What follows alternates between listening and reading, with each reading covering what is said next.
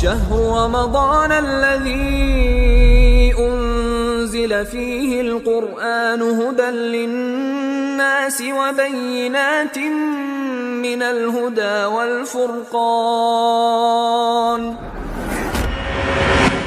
رمضان مبارك. بسم الله الرحمن الرحيم. السلام عليكم ورحمة الله وبركاته. إن الحمد لله نحمده ونستعينه ونستغفره ونعوذ بالله من شرور أنفسنا ومن سيئات أعمالنا. من يهده الله فلا مضل له ومن يضلل فلا هادي له. أشهد أن لا إله إلا الله وحده لا شريك له وأشهد أن محمدا عبده ورسوله الذي لا نبي ولا رسول بعده. قال الله تعالى في كتابه الكريم: أعوذ بالله من الشيطان الرجيم. يا أيها الذين آمنوا اتقوا الله حق تقاته ولا تموتن إلا وأنتم مسلمون. وقال أيضا: يا أيها الذين آمنوا اتقوا الله وقولوا قولا سديدا يصلح لكم أعمالكم ويغفر لكم ذنوبكم ومن يطع الله ورسوله فقد فاز فوزا عظيما.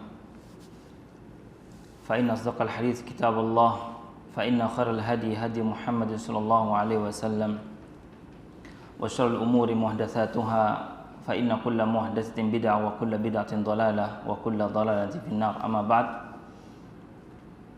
Jamaah rahmati Allah Subhanahu wa taala, segala puji hanya milik Allah Subhanahu wa taala yang selalu memberikan kita segala kenikmatan, yang selalu memberikan kita segala kesenangan, sehingga kita dengan nikmatnya kita bisa beribadah kepada Allah Subhanahu wa taala.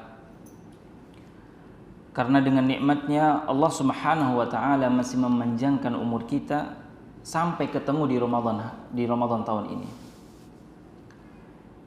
Betapa banyak saudara kita yang mana Ramadan tahun lalu berangan-angan, bahkan selalu meminta kepada Allah Subhanahu wa taala untuk dipanjangkan umurnya sampai Ramadan tahun ini. Mungkin sebagian dari mereka saudara kita kaum muslimin sudah mempersiapkan sesuatu untuk memasuki bulan Ramadan ini, atau mungkin sudah menyiapkan baju lebaran mungkin di Ramadan tahun ini. Tapi qadarallahu ma syafa'al, Allah memanggilnya terlebih dahulu sebelum datangnya bulan Ramadan. Kita sekarang berada di bulan yang mana segala amal soleh dilipat gandakan oleh Allah Subhanahu wa taala, dan ini yang harus kita syukuri. Tidaklah manusia mensyukuri nikmat Allah Subhanahu wa taala melainkan dia mempergunakan nikmat tersebut dengan sebaik-baiknya. Adapun nikmat Islam dan iman adalah nikmat pokok yang mana dengan dua kenikmatan ini bisa kita orang muslim bisa istiqomah menjalankan ibadah puasa, bisa istiqomah menjalankan segala ibadah yang mana kita kerjakan di bulan Ramadan ini. Salawat serta salam mudah-mudahan selalu tercurahkan kepada Nabi kita Muhammad sallallahu alaihi wasallam, para sahabatnya, para keluarganya, dan orang-orang yang selalu mengikuti sunnahnya sampai akhir zaman sallallahu alaihi wasallam. Jamaah rahmati Allah Subhanahu wa taala, Ramadan adalah bulan yang penuh dengan segala amal baik, yang mana di bulan Ramadan seluruh amal baik itu dilipat gandakan oleh Allah Subhanahu wa taala pahalanya. Bahkan tidak ada amalan atau tidak ada suatu bulan yang mana satu bulan penuh kita beramal soleh kecuali bulan Ramadan. Itu tidak ada. Allah Subhanahu wa taala mengabadikan bulan Ramadan dengan menyebut bulan Syahrul Ramadan. Bulan Ramadan. Syahrul Ramadan alladzi unzila fihi al-Qur'an. bulan Ramadan yang diturunkan di dalamnya Al-Qur'anul Karim. Jamaah dari Allah Subhanahu wa taala. Di bulan Ramadan ini banyak sekali ibadah-ibadah. Ibadah puasa itu yang paling utama. Dan insya Allah kaum muslimin itu faham bagaimana ibadah puasa itu adalah, pengertian puasa secara bahasa adalah al-imsak, yaitu menahan. Secara istilah adalah al-imsak minal muftirat, yaitu menahan diri dari segala sesuatu yang membatalkan puasa. Min aklin, dari makan, wasyurbin, dari minum, wajima' atau waljima' syahwah, yaitu dengan jima'. Itu adalah pengertian Ramadan atau pengertian puasa secara istilah. Insya Allah semua kaum muslimin bahkan yang ada di masjid ini insya Allah tahu puasa itu bagaimana, apa saja yang membatalkan puasa, rukun puasa, kemudian sunnah-sunnahnya, bahkan yang makruh dikerjakan oleh orang muslim ketika berpuasa. Insya Allah sudah tahu. Kemudian juga ada al-qiyam di bulan Ramadan ini. Al-qiyam adalah sholat. Dan yang masyhur al-qiyam di bulan Ramadan adalah sholatul tarawih. Dan dinamakan sholat tarawih hanya di bulan Ramadan. Kalau di hari-hari yang lain namanya sholat apa, Pak? Sholat qiyamul lail. Ya, wa minal laili fatahajjad. Ya, artinya sholat tahajud atau sholat qiyamul lail. Kalau di bulan Ramadan namanya qiyamul lail. Insya Allah ini sudah kita ketahui semuanya. Sholat tarawih dengan begitu rakaatnya dan juga tata caranya insya Allah sudah tahu. Kemudian juga di bulan Ramadan ini yang saya sebutkan adalah amalan-amalan yang paling fanatik di bulan Ramadan. Ya, tadi puasa, qiyam, kemudian yang ketiga adalah sedekah. Nabi SAW adalah manusia ajwadun nas. Nabi SAW adalah manusia yang paling dermawan. Dan lebih dermawan lagi di bulan Ramadan. Jangan tambah bakhil di bulan Ramadan. Atau irit untuk lebaran katanya, biar enggak boros. Ya, ajwadun nas.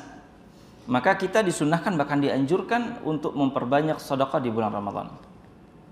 Kemudian yang berikutnya yang saya garis bawahi adalah pada pembahasan kali ini di bulan Ramadan adalah kita harus memperbanyak doa, yaitu berdoa kepada Allah Subhanahu wa taala. Kita harus tahu bahwasanya doanya orang yang berpuasa, apa kata Nabi sallallahu alaihi wasallam? Ya, bahwasanya doa adalah ibadah. Wa da'watus shaim la turad. Dan doanya orang yang berpuasa itu tidak tertolak. Maka harus memperbanyak berdoa di bulan Ramadan. Baik di pagi, ya setelah zikir pagi, baik di waktu duha, di siang hari, sore hari, dan waktu-waktu mustajab lainnya di bulan Ramadan, kita memperbanyak berdoa kepada Allah Subhanahu wa taala. Bukankah Allah Subhanahu wa taala berfirman, "Wa idza sa'alaka ibadi 'anni fa inni qarib." Ya, ayat ini turun ketika apa? Ketika ada seorang sahabat ya bertanya, "Ya Rasulullah, di mana Allah? Ahuwa qaribun, ahuwa ba'idun fanunadih?" Apakah dia jauh maka harus kita panggil? Am qaribun fanunaji? Apakah Allah Subhanahu wa taala dekat sehingga kita cukup apa? Bermunajat saja. Maka turunlah ayat ini, wa idza sa'alaka ibadi anni fa inni qarib. Wahai Muhammad, jika ada seorang yang bertanya kepadamu tentang aku, kata Allah Subhanahu wa taala, maka jawablah, fa inni qarib, sungguhnya aku sangat dekat. Ini menunjukkan bahwasanya dekatnya Allah Subhanahu wa taala. Bagaimana kita kalau seandainya kita makhluk, ketika kita dekat dengan seseorang, cukup dengan berbisik-bisik, orang tersebut mau mendengar. Ketika kita meminta tolong kepada orang tersebut karena dia dekat kepada kita, insya Allah responnya akan cepat daripada ada orang jauh yang mana kita harus memanggilnya untuk merespon kita. Dan Allah Subhanahu wa taala walillahil matsalul a'la. Dan Allah Subhanahu wa taala dekat dengan kita. Maka Allah Subhanahu wa taala mengatakan, ujibu da'watad da'i idza da'an falyastajibu li wal yu'minu bi la'allahum yarshudun. Maka hendaklah aku mengabulkan segala permintaan hambaku. Semuanya hambaku yang minta kepadaku maka akan aku kabulkan. Maka jemaah nanti Allah Subhanahu wa taala, karena doa ini, artinya doa dalam hadis yang sahih, doa huwa mukhul ibadah. Doa artinya adalah inti dari sebuah ibadah. Namanya ibadah, kita harus mengetahui ilmunya. Harus mengetahui bagaimana tata cara agar doa kita ini diijabah oleh Allah Subhanahu wa taala. Tidak ada di muka bumi ini manusia, baik yang manusia yang soleh, baik manusia yang fajir, baik itu manusia yang toleh sekalipun, ketika berdoa tidak lain ingin agar doanya mustajab. Enggak ada di dunia ini orang yang doanya tidak dikabulkan, tidak mau dikabulkan. Semuanya. Bahkan orang kafir sekalipun ketika disebutkan dalam Al-Quran, wa idza raqiba fil fulk da'wallah mukhlishina lahuddin. Orang kafir ketika ada di tengah lautan yang diabadikan dalam Al-Quran itu,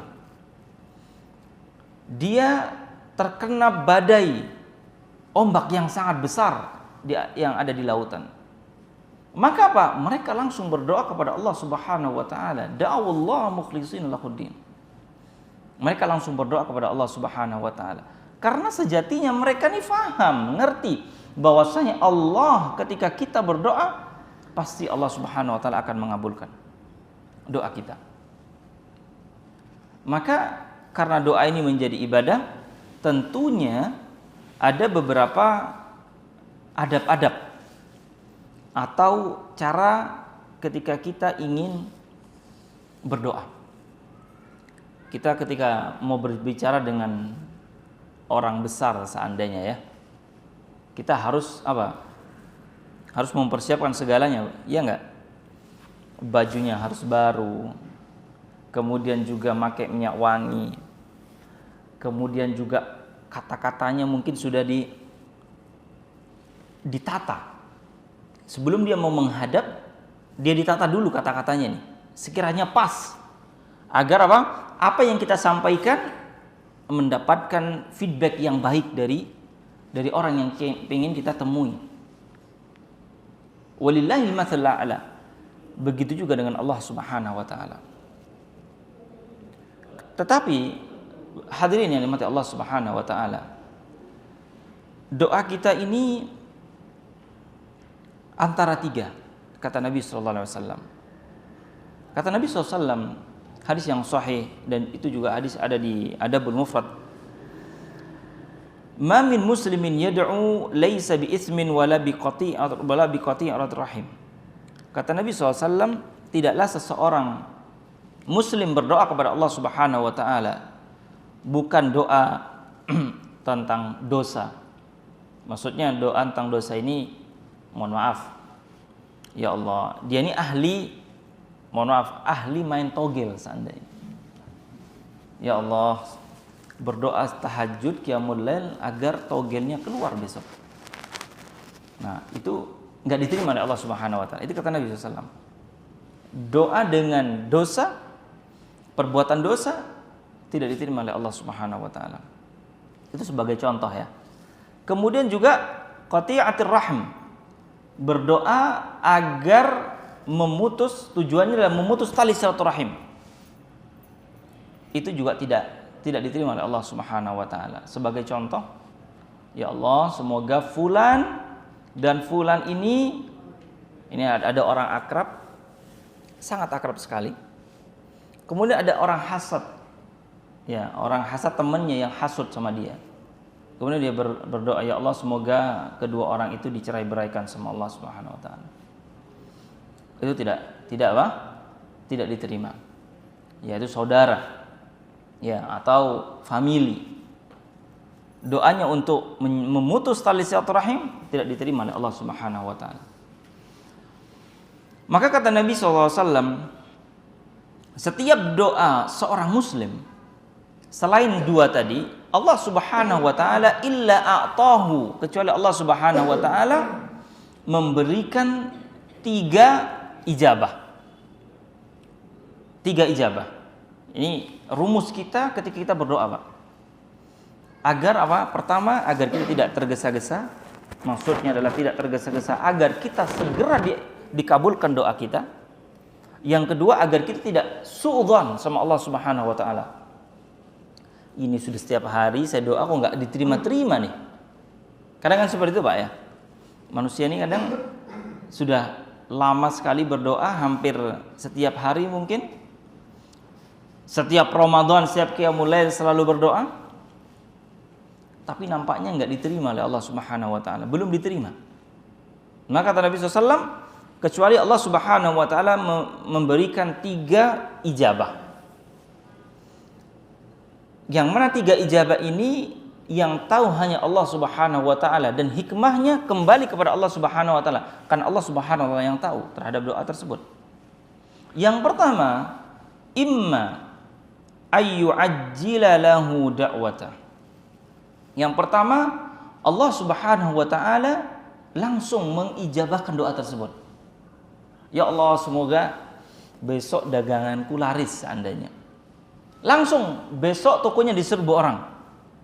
Kontan. Tiba-tiba udah jam 12 siang udah habis barangnya. Ini belum tutupnya jam 4 seandainya tokonya. Jam 12 sudah habis karena banyak orang yang datang.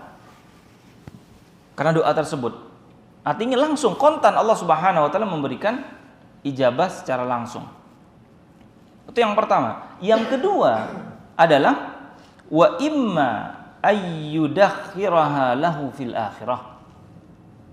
Yang kedua, Allah menyimpannya untuk apa? Untuk kebaikannya nanti di akhirat. Nah, ini. Jadi doa itu ketika tidak diterima oleh Allah, mohon maaf, tidak diterima di dunia, maksudnya tanda kutip ya, bukan tidak diterima artinya ditolak, tidak. Artinya tidak langsung apa yang kita inginkan langsung diberi Allah Subhanahu wa taala di dunia. Melainkan apa? Allah Subhanahu wa taala menabung dari doa hambanya tersebut agar apa? Agar nanti untuk di hari kiamat untuk kebaikan bagi dia. Karena sejatinya zaman Nabi Allah Subhanahu wa taala, ketika manusia diberikan musibah oleh Allah Subhanahu wa taala, ini bentuk rahmat Allah Subhanahu kepada kita, cinta Allah Subhanahu kepada kita. Ketika kita diberikan musibah oleh Allah Subhanahu wa taala, diberikan bala oleh Allah Subhanahu wa taala, itu menunjukkan bahwasanya Allah tuh rindu dengan doa kita. Rindu dengan doa kita.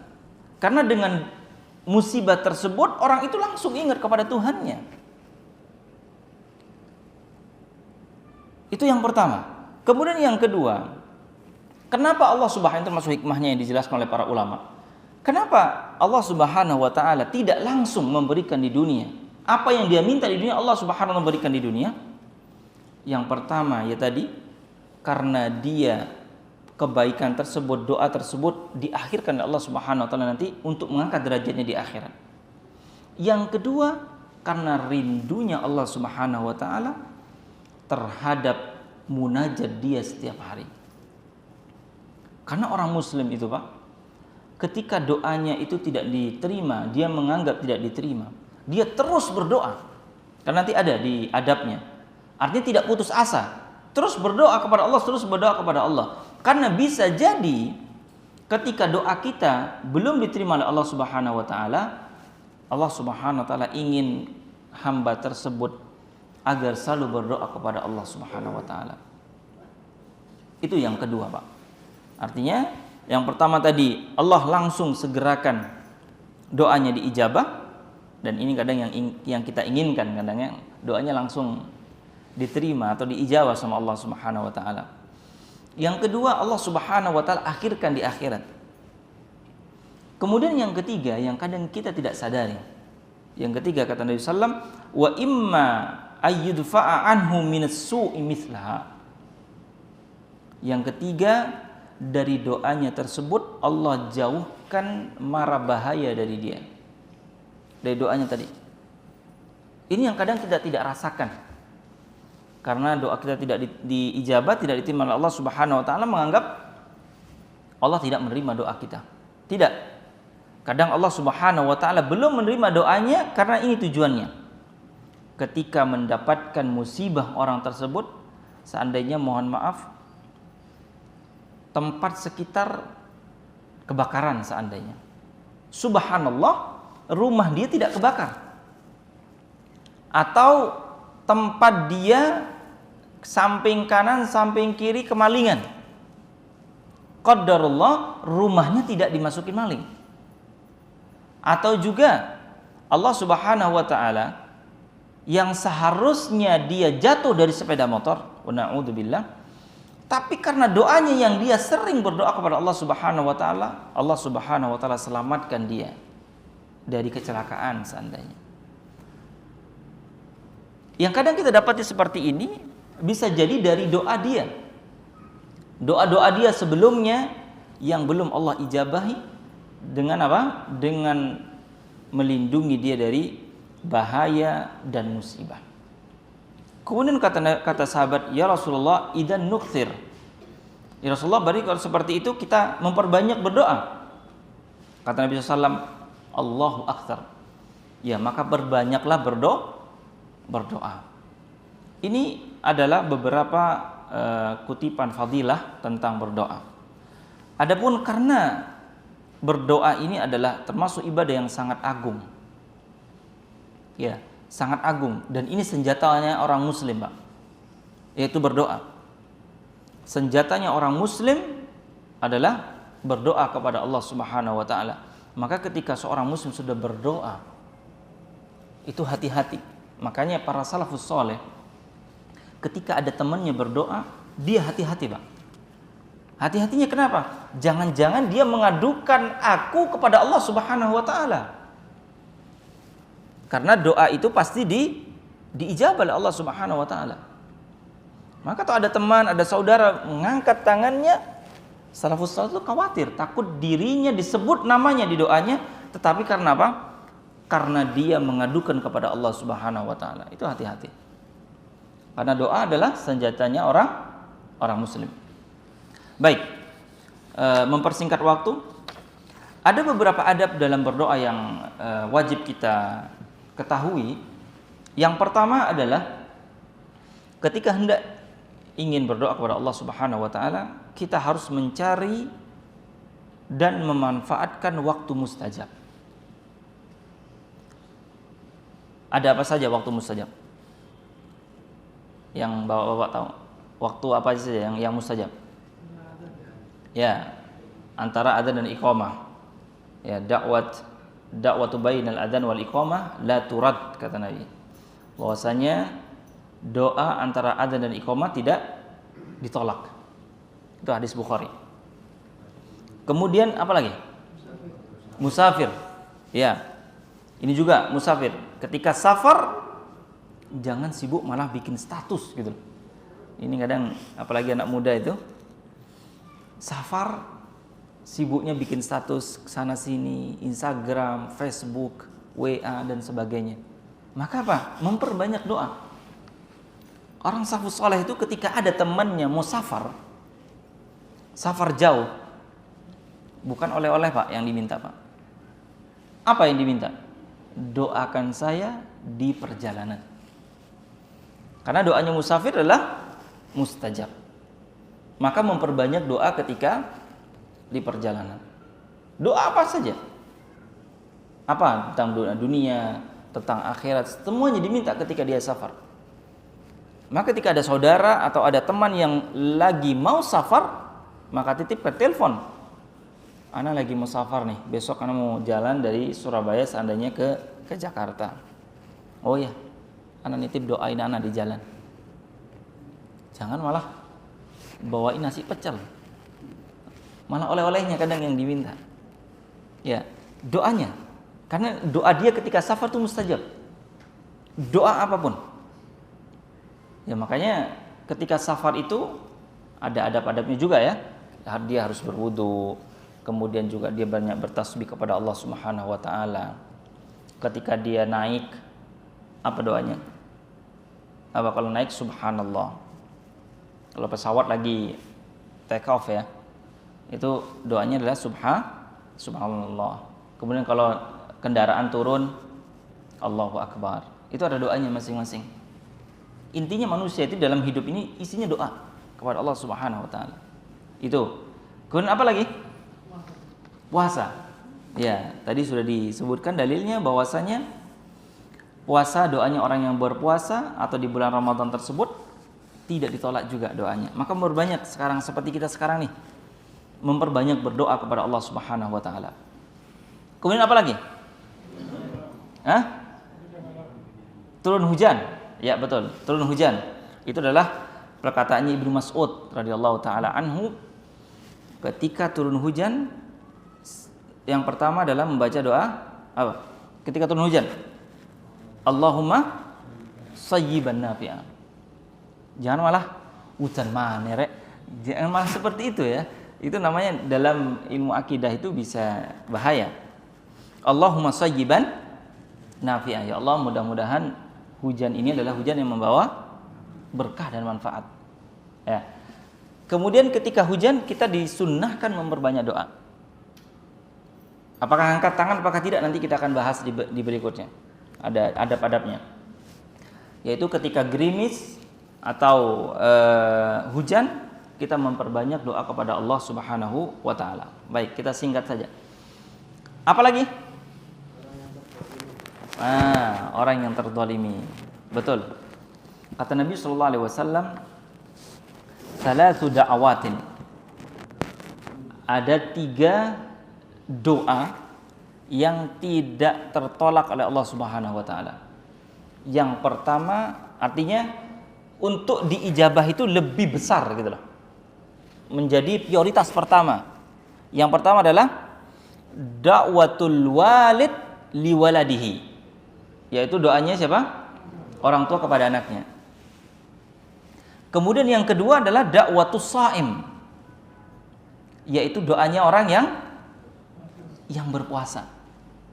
Kemudian yang ketiga tadi da'watul madlum. Adalah doanya orang yang kena didolimi. Maka hati-hati nih. Ketika ada orang yang mendolimi yang saya sebutkan tadi ya, salafus saleh itu sangat takut ketika namanya disebutkan oleh temannya diadukan kepada Allah Subhanahu wa taala karena apa? Kedoliman. Itu sangat takut. Maka di antara mereka mengatakan, "Wahai fulan, apakah engkau tidak menyebutkan namaku di hadapan Allah Subhanahu wa taala?" Apalagi yang memiliki dosa atau salah, maka segera. Karena tobat itu ada 2.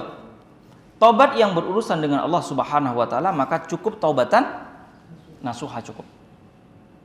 Tentu nasuha ada syarat-syaratnya yang 4 itu. Insya Allah sudah dijelaskan dengan dari ustaz-ustaz yang ada di sini. Kemudian kalau berkaitan dengan Bani Adam harus apa? Harus diselesaikan dulu kewajibannya baru minta ampun. Jangan malah cukup sama Allah. Allah udah tahu isi hati saya. Jangan seperti itu. Kalau belum mengembalikan haknya atau mengembalikan kesalahan, meminta maaf terhadap kesalahan dengan orang lain. Dan itu sudah dicontohkan oleh Nabi SAW, yaitu ketika menjelang kematian Nabi SAW, yang Nabi SAW mengatakan, siapa di antara kalian yang pernah saya zalimi, Pernah tahu hadisnya kan? Siapa di antara kalian yang pernah saya pukul? Siapa di antara kalian yang pernah saya sakiti? Iya, siapa yang berdiri waktu itu? Sahabat siapa yang mengatakan? Ana ya Rasulullah. Siapa namanya?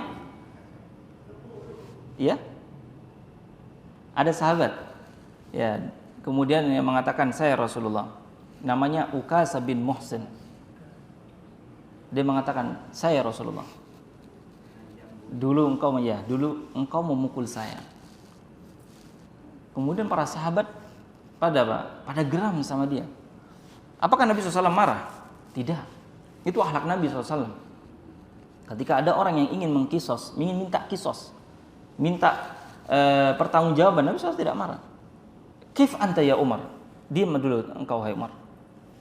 Maka orang tersebut disuruh maju ke depan.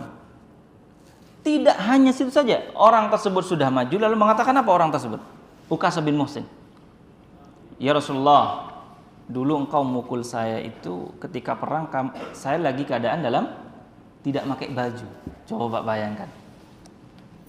Tidak pakai baju. Artinya menyuruh Rasulullah SAW untuk lepas baju. Akhirnya Rasulullah SAW melepas bajunya. Kemudian Ukasah bin Muhsin memeluk dan mencium tanda nubuah Nabi SAW yang ada di pundak Nabi SAW. Dan sambil menangis, saya mengatakan, ya Rasulullah, sungguhnya aku tidak mau minta kisos. Tapi dalam hayatku yang selalu saya inginkan adalah mencium dan memegang tanda nubuahmu yang ada di pundakmu. Maka ketika itu para sahabat iri dan Nabi SAW mengatakan kepada Ukasah bin Muhsin mendoakan kebaikan. Kemudian para sahabat mengatakan, ya Rasulullah, saya juga pengen. Apa kata Nabi SAW? Qad sabaqaka Ukasah. Ukasah lebih dulu daripada kamu, kalian udah cukup. Artinya berangkat dari cerita ini, Nabi SAW seorang nabi yang sudah Allah Subhanahu wa taala ampuni dosanya yang lalu dan yang akan datang. Ketika ada orang meminta haknya, Nabi SAW mempersilahkan. Ketika ada orang yang mendolimi, maka Nabi SAW memberikan haknya terlebih dahulu. Karena hak Bani Adam itu berat, Pak. Kita buat dolim kepada anak Adam itu berat. Harus dengan meminta maaf terlebih dahulu. Baik. Kemudian apa lagi? Sore, ketika habis sholat Jumat, habis asar. Hari Jumat habis asar. Itu harus kita memperbanyak doa. Kemudian kita lagi puasa nih, yaitu ketika sahur. Wabil asharihum yastaghfirun. Ketika sahur mereka itu meminta ampun kepada Allah Subhanahu. Ketika sahur. Nah, ketika sahur malah jangan nyetel TV, nonton lawak ya. Nah, ini kadang rusaknya media di Indonesia ini. Ketika sahur, yang seharusnya ketika sahur harus duduk berdoa, nonton apa? Nonton TV dengan lihat lawak, ketawa-ketawa dan seterusnya. Ya, itu ada pertama, Pak ya. Ada pertama adalah kita mencari waktu dan memanfaatkan waktu tersebut dalam berdoa. Nah, jadi ketika jangan sampai lewatkan waktu-waktu mustajab itu kecuali kita berdoa. Enggak apa-apa, pendek enggak masalah. Yang penting berdoa kepada Allah Subhanahu wa taala. Ya Allah, ya Hayyu ya Qayyum, istaghfir dzanbi, seandainya. Ampunilah dosaku. Ampunilah dosa ayahku, ampunilah dosa orang tuaku. Enggak apa-apa. Itu yang pertama. Kemudian yang kedua, adab yang kedua, ini kita persingkat saja.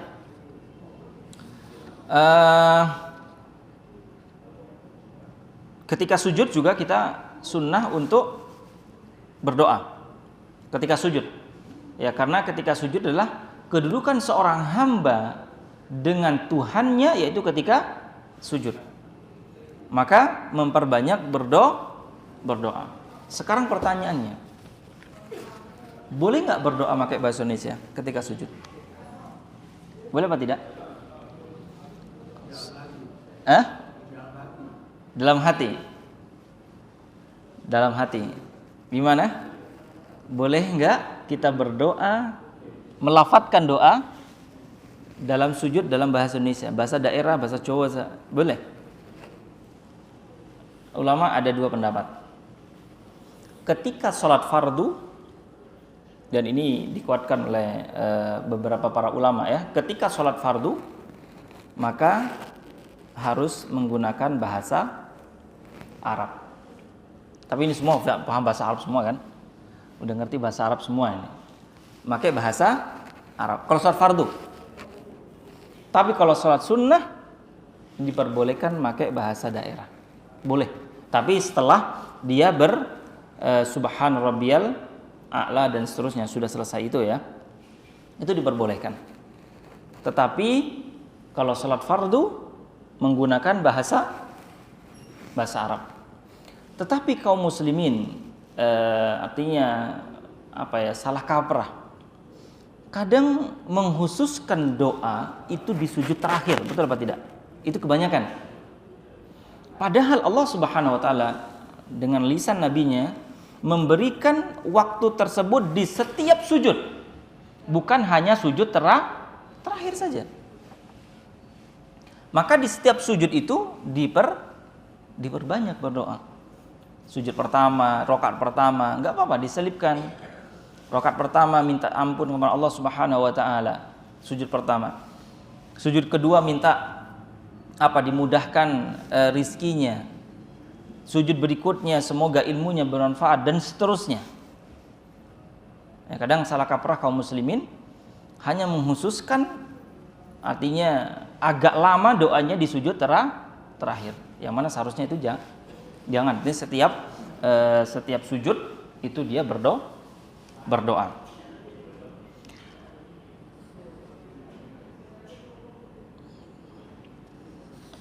Baik, kemudian adab yang kedua dalam berdoa adalah menghadap kiblat dan mengangkat tangan. Ini adabnya, Pak. Yaitu menghadap ke kiblat. Dan Nabi SAW setiap berdoa, ya ketika di padang Arafah, Nabi SAW menghadap ke kiblat dan mengangkat tangan. Nah, kalau menghadap kiblat sudah jelas.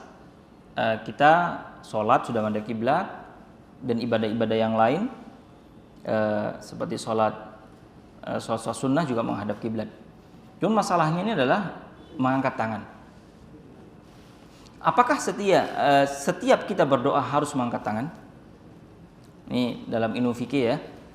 Contoh, apakah selesai kita sholat fardu berdoa harus mengangkat tangan? Enggak. Kalau sholat fardu tidak ditemukan satu dalil yang sahih bahwasanya Nabi SAW berdoa mengangkat tangan. Tapi berdoa enggak, tetap berdoa. Dan doanya afdol, yaitu setelah sholat fardu. Jadi tidak perlu mengangkat tangan. Adapun yang mengangkat tangan adalah salawatun nafilah, sholat sunnah, sholat tahiyatul masjid, yang mana itu berbarengan dengan adzan, antara adzan dan iqamah. Kemudian sholat malam, sholat tarawih, sholat witir, itu juga disunnahkan mengangkat tangan.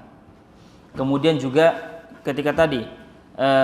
ketika turunnya hujan, ketika waktu sahur, ketika safar, itu disunnahkan mengangkat tangan.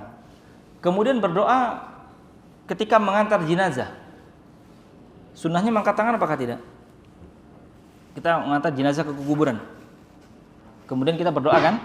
Mengangkat tangan apakah tidak? Tidak perlu mengangkat tangan. Hanya saja berdoa, kata Nabi SAW, istaghfiru li ahikum was'alu lahu tasbit fa innahul an yus'al. Kata Nabi SAW menyikapi tentang jenazah. Artinya berdoalah untuk saudaramu karena saudaramu sekarang lagi ditanya, tetapi tidak mengangkat tangan.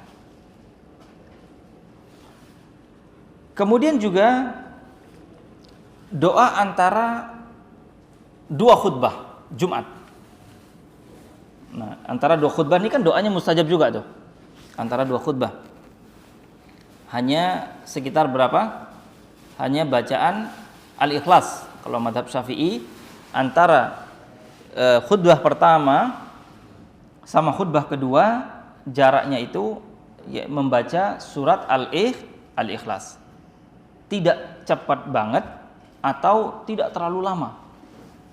Harus membaca ayat kursi enggak. Maka ketika itu waktu mustajab. Apakah mengangkat tangan? Enggak perlu mengangkat tangan. Ya. Secara umum berdoa ini sunnahnya mengangkat tangan. Dalam hadis yang sahih Nabi SAW menyampaikan bahwasanya Allah Subhanahu wa taala malu kepada hambanya bila hamba tersebut mengangkatkan tangan kepadanya, kemudian Allah Subhanahu wa taala tidak menerima doanya. Allah Subhanahu wa taala malu kepada hamba tersebut. Artinya doa semua tersebut harus apa? Harus disunnahkan mengangkat tangan. Cara mengangkat tangan itu ada dua yang disebutkan oleh Imam Ibnu Rajab Al-Hambali rahimahullah. Yang pertama, angkat tangan itu seperti ini, Pak. Tangan punggung kita itu ke depan, kemudian telapak tangan kita itu ke wajah kita. Ya, seperti ini. Ini seperti doa Nabi ketika sholat istisqa. Ya, seperti itu. Ya, gini. Itu sifat yang pertama dan ini diriwayat oleh banyak para sahabat. Kemudian yang kedua, tata cara yang kedua seperti ini. Punggung telapak tangan kita ke bawah, telapak tangan ke atas. Dan ini diriwayat oleh Imam Ibnu Umar dan juga Abu Hurairah dan Imam Ibnu Sirin. Itu yang di tata cara doa Nabi Shallallahu Alaihi Wasallam. Jadi ada dua. Terserah mau pakai yang mana, yang salah, yang tidak berdoa. Ya. Adapun riwayat-riwayat lain seperti ini ada. Namun yang kuat yang ini. Sama seperti doa istiftah. Doa istiftah itu ada berapa riwayat doa istiftah? Ada 7 riwayat. Doa istiftah setelah kita Allahu Akbar, sebelum kita membaca Al-Fatihah, sifat istiftah itu ada 7 riwayat dari Nabi SAW dan berbeda-beda. Tetapi yang sahih, artinya yang kuat ada 2, ya seperti yang kita baca setiap kali sholat ya.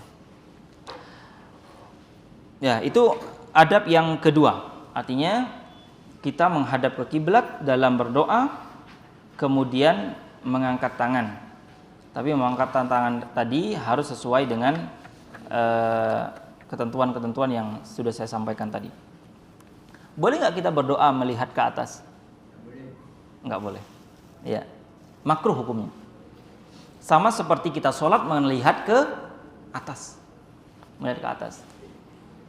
Apalagi sambil melihat lukisan masjid, itu nggak boleh. Hukumnya apa? Makruh berdoa sambil melihat ke atas. Enggak. Kata Nabi SAW, la yantahiyanna aqwamun an rafi absarihim ila samai inda du'ai. Kata Nabi SAW, hendaklah manusia tersebut berhenti melihat ke langit ketika apa? Berdoa. Ya, itu tidak boleh. Kemudian yang berikutnya, setelah berdoa, boleh apakah tidak mengusap wajah? Nah, ini yang kadang sering kita lihat ya. Boleh apakah tidak mengusap wajah? Ada riwayat, tapi riwayatnya adalah hadis Imam Tirmidzi tapi dhaif hadisnya. Bahwasanya Nabi SAW itu setiap selesai berdoa tidak menurunkan tangannya kecuali mengusap wajahnya terlebih dahulu.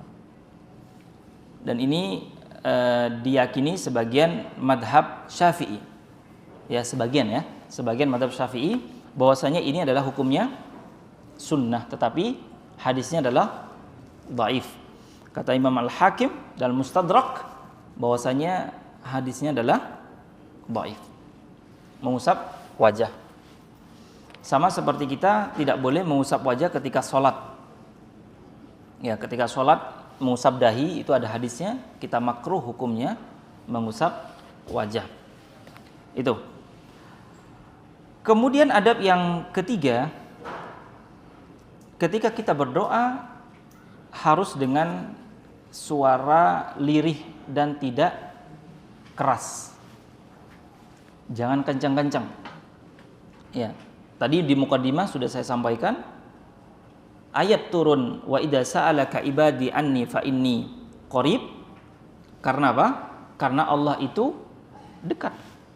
Maka tidak perlu teriak-teriak, tidak perlu sambil keras-keras, tidak perlu.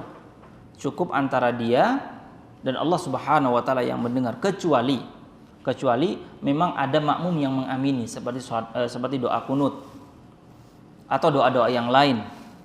Ya. Itu maka diperbolehkan menggunakan suara yang keras, tapi selain itu tidak perlu. Ya, tidak perlu. Kata Allah Subhanahu wa taala berfirman, wala tajhar bi sholatika wala tukhafit biha. Artinya jangan kalian mengeraskan doa kalian dan juga jangan merendahkannya. Artinya biasa-biasa saja. Ya. Baik, kemudian yang berikutnya yang keempat, doanya adalah adab yang berikutnya, doa tersebut tidak berlebih-lebihan. Ya, tidak berlebih-lebihan artinya kita mengambil doa tersebut secara singkat tetapi memang maknanya padat, Pak. Ya Allah, aku meminta kepadamu agar dimasukkan ke surga Firdaus. Cukup itu saja. Enggak perlu, ya Allah masukkan aku ke di surgamu yang mana di sana ada air, ada sungai, ada bidadari, ada seterusnya, itu enggak perlu. Ya. Kata Allah Subhanahu wa taala, innahu la yuhibbul mu'tadin. Sungguhnya Allah Subhanahu wa taala tidak menyukai orang yang berlebih-lebihan. Ya, nggak perlu harus berlebih-lebihan, bahkan bersajak. Ya, bersajak itu adalah dibuat-buat doa itu, seperti orang membaca syair. Itu nggak boleh. Bahkan sebagian ulama memakruhkan doa tersebut dilantunkan. Ya, dilantunkan karena takut apa? Karena takut mendekati, menyerupai dengan Al-Quran dan seterusnya. Kemudian adab yang berikutnya, bahwasanya berdoa tersebut harus yakin doa tersebut dikabulkan. Ya, harus yakin terlebih dahulu sebelum kita berdoa, kita yakin bahwasanya doa kita ini benar-benar akan dikabulkan oleh Allah Subhanahu wa taala. Jangan coba-coba, coba saya doa dulu. Siapa tahu doa saya diijabah sama Allah Subhanahu wa taala. Itu tidak boleh. Itu tidak boleh. Maka kata Nabi SAW, ud'ullaha wa antum muqinuna bil ijabah. Kata Nabi SAW, doalah kepada Allah dan kalian yakin, dengan perasaan kalian yakin bahwasanya doa kalian diijabah oleh Allah Subhanahu wa taala. Ya, artinya jangan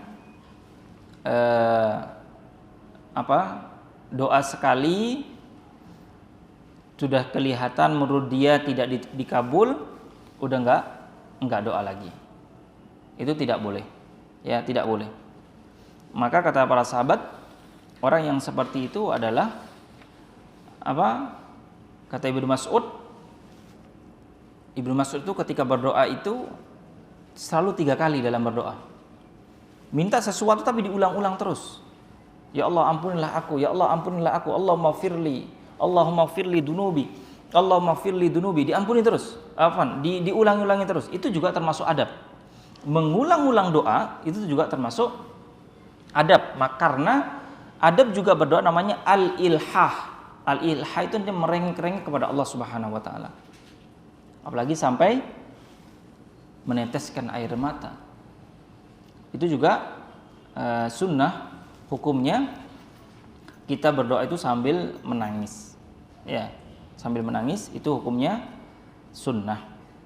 Tetapi yang terakhir adalah jangan adab yang terakhir, tapi sebenarnya masih banyak, cuman kita persingkat saja. Adab yang terakhir adalah jangan tergesa-gesa doa tersebut agar segera dikabulkan. Nah, itu jangan tergesa. Jangan sampai ada dalam hati kita ini, kenapa sih Allah Subhanahu wa taala belum mengabulkan doa saya? Kenapa kok masih lama? Kenapa kok saya ini berdoa sudah sekian tahun tapi kok belum dikabulkan gitu? Maka kata Nabi SAW, yustajabu li ahadikum ma lam yu'ajjil fayaqul da'awtu falam yastajib li. Kata Nabi SAW, akan dikabulkan doa seseorang itu selama hamba tersebut tidak tergesa-gesa. Ya, dia mengatakan saya telah berdoa tapi kenapa kok belum dikabulkan? Itu kata Nabi SAW. Doa itu insya Allah akan dikabulkan, yakin bahwasanya doa kita pasti dikabulkan oleh Allah Subhanahu wa taala. Dengan sepengetahuan Allah Subhanahu wa taala, jangan tergesa-gesa dan juga jangan putus asa. Itu adab berdoa yang disampaikan oleh para ulama, dan masih banyak lagi adab-adab yang harus kita perhatikan. Yang terakhir itu adalah berdoa kita menjauhi barang haram. Kalau kita ingin doa kita diterima oleh Allah Subhanahu wa taala, maka harus dijauhi sesuatu yang haram. Hadis yang sangat sahih yang ada di hadis Arba'in An-Nawawi. Ada seseorang manusia yang bajunya compang-camping, habis safar jauh. Kemudian dia berdoa mengangkat tangannya, ya Rabb, ya Rabb. Kemudian Nabi SAW mengatakan apa? Wa malbasuhu haram.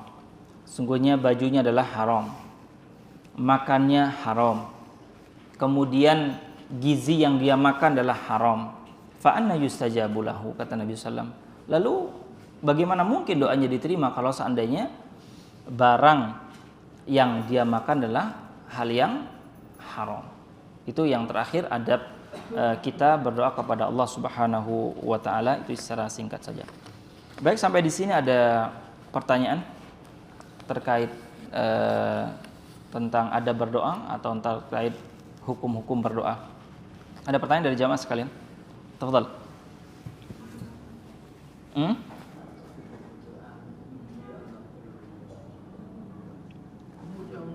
Ya, tadi di antara juga ada berdoa.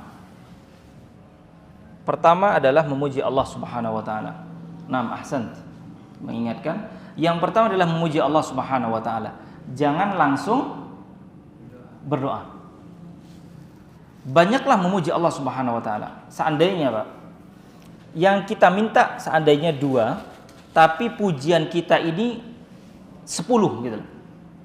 Banyak pujian, yaitu dengan ya Allah, ya Karim, ya Hayyu, ya Qayyum. Bahkan ada hadis khusus, barang siapa meminta kepada Allah dengan menyebutkan ya Hayyu, ya Qayyum, maka doa tersebut langsung didengar oleh Allah Subhanahu wa taala. Ya Hayyu, ya Qayyum. Baru kita menyampaikan atau melafadzkan doa. Itu memuji Allah. Kemudian juga adalah bersolawat kepada Rasulullah SAW. Itu adabnya juga. Ya, bersolawat. Dan solawat ini ada 3 cara. Yang pertama, solawat ketika awal berdoa setelah memuji Allah. Memuji Allah dulu, kemudian baru bersolawat, habis itu doa selesai. Itu cara pertama. Cara kedua, solawatnya ada di tengah-tengah doa, di tengah-tengah, dan itu juga disampaikan oleh Imam Ibnu Qayyim Al-Jauziyah. Itu yang kedua. Yang ketiga di akhir, tapi yang afdal dia baca pertama, yang tengah, kemudian penutup dengan bersolawat kepada Nabi Muhammad sallallahu alaihi wasallam. Barakallahu fikum. Ada pertanyaan? Nah, fadhal.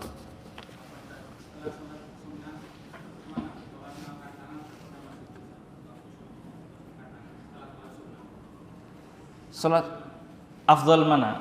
Dua-duanya boleh dikerjakan dan sama-sama afdal. Ya, kalau sujud ini adalah bahwasanya di sujud tersebut setiap sujud apapun itu kita disunnahkan berdoa. Sujud apapun. Karena kedudukan seorang hamba yang paling dekat dengan Tuhannya adalah ketika sujud. Afdal, maka fa'aksiru fiha ad-du'a, fihi du'a, maka perbanyaklah di sana berdoa. Lalu setelah sholat sunnah selesai dia ingin berdoa lagi, nggak masalah, nggak apa-apa. Seandainya kurang yang disampaikan di sujud, doanya berdoa lagi di setelah sholat tadi. Tapi kalau afdal ya di sujud. Ya, karena ada nasnya, dan nasnya adalah sangat sahih bahwasanya doa tersebut yang paling afdal antara hubungan dia dengan Tuhannya adalah ketika sujud. Ya, barakallahu fiik. Ada lagi jemaah?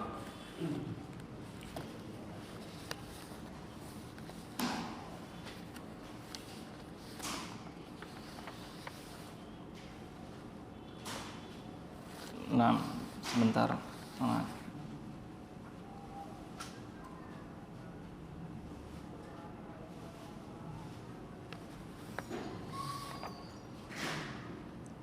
Baik.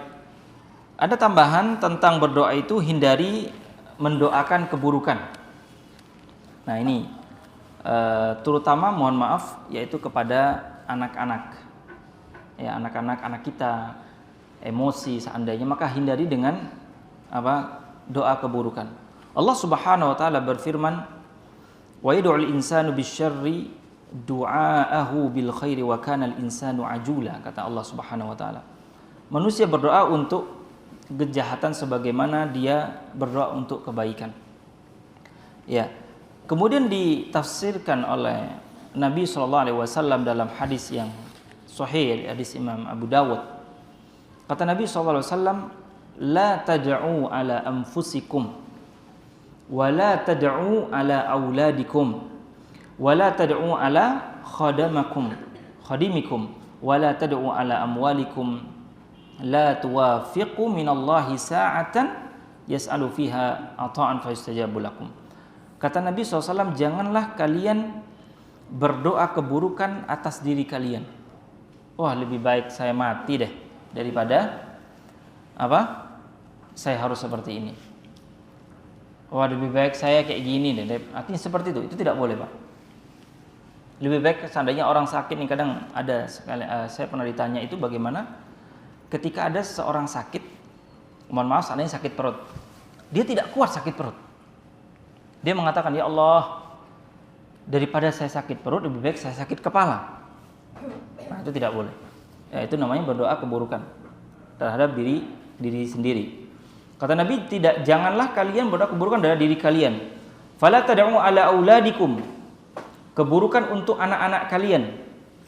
Dan juga janganlah mendoa keburukan untuk pembantu kalian. Ya, memiliki pembantu di rumah, ya jadilah majikan atau rabbul bait yang beradab. Ya, yang beradab, jangan menjadi seperti bos yang semena-mena. Bagaimana Nabi SAW? Nabi SAW adalah sebagai majikan. Siapa pembantunya Nabi yang masyhur? Sahabat pembantu Nabi.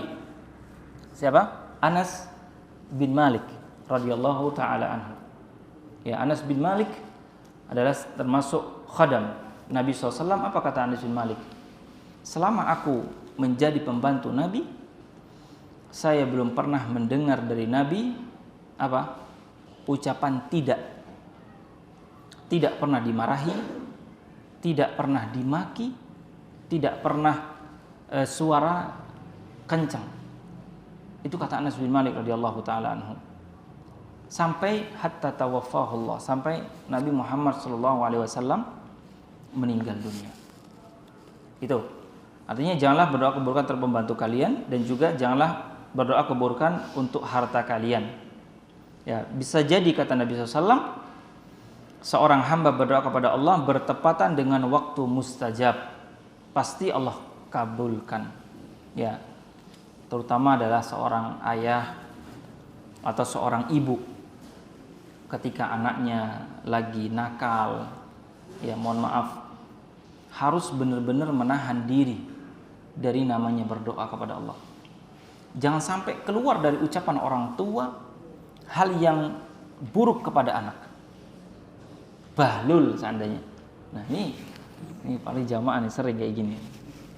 Itu jangan. Ini orang tua, apalagi ngomong yang macam-macam.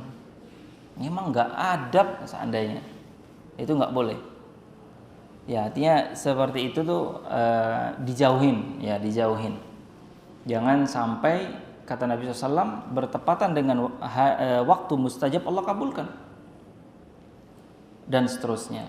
Maka hendaklah berdoa dengan baik walaupun dalam keadaan emosi. Bagaimana Nabi SAW contohkan tuh sebagai penutup, Anas bin Malik masih kecil, masih umur 7 tahun lah. Ketika itu Anas bin Malik disuruh Nabi SAW untuk pergi ke Abu Bakar untuk menyampaikan pesan atau memanggil Abu Bakar ke rumah Nabi SAW. Namanya anak-anak ya. Ini menunjukkan bahwasanya Nabi SAW adabnya bagaimana kepada anak-anak dalam keadaan emosi kalau seandainya dalam kita ya. Anas bin Malik disuruh sama Nabi pergi ke Abu Bakar untuk menyampaikan pesan, dan riwayat lain untuk datang kepada Nabi SAW. Namanya anak-anak, kata riwayat disebutkan, kata Anas, sungguhnya aku dalam hatiku aku sudah nggak mau disuruh Nabi itu. Saya pengen main gitu loh. Itu kata Anas bin Malik. Setelah karena yang menyuruh adalah Nabi Muhammad, berangkatlah dia. Subhanallah, di jalan ketemu bocah-bocah, ketemu anak-anak ya sepantaran dia. Lupa akhirnya dengan perintah Nabi SAW. Akhirnya Anas bin Malik mainlah bersama anak-anak tersebut. Nabi lagi nunggu di rumahnya. Ini kok nggak datang-datang ya? Anas bin Malik juga nggak datang. Abu Bakar juga yang diminta juga nggak ngirim balasan. Kalau kita sebagai orang tua gimana kalau kayak gitu? Waduh, tabiat udah. Ini Nandi ya ini. Udah pasti udah pengen dipukul atau pengen gimana itu. Apalagi kita lagi butuh-butuhnya. Lalu apa yang dilakukan Nabi SAW? Akhirnya Nabi SAW keluar dari rumahnya, mengikuti jalan yang biasanya Anas bin Malik lewati ke rumah Abu Bakar. Ternyata Rasulullah menemui Anas bin Malik lagi main bersama teman-temannya, main loncat-loncatan gitu. Lalu apa yang dikatakan Nabi SAW? Nabi memegang pundaknya, mengatakan, apakah engkau sudah melaksanakan suruhanku? Ketika Anas bin Malik melihat ke belakang langsung mencolot. Ya, Anas bin Malik. Tapi Nabi SAW kata Anas bin Malik, dan itu hadisnya sahih, Nabi ketika ngomong seperti sambil tersenyum. Ya, sambil tersenyum. Itu menunjukkan bahwasanya Nabi SAW terhadap anak dalam keadaan emosi kita harus menahan emosi dengan sebaik-baiknya. Barakallahu fikum. Cukup ya. Kita cukupkan pada sore hari ini kajian kita. Semoga apa yang kita pelajari pada sore hari ini dijadikan ilmu yang bermanfaat, bisa mengangkat dan menjadikan timbangan amal soleh kita di akhirat. Kita tutup dengan doa kafaratul majlis. Subhanakallahumma bihamdika asyhadu an la ilaha illa anta astaghfiruka wa atubu ilaik. Assalamualaikum warahmatullahi wabarakatuh.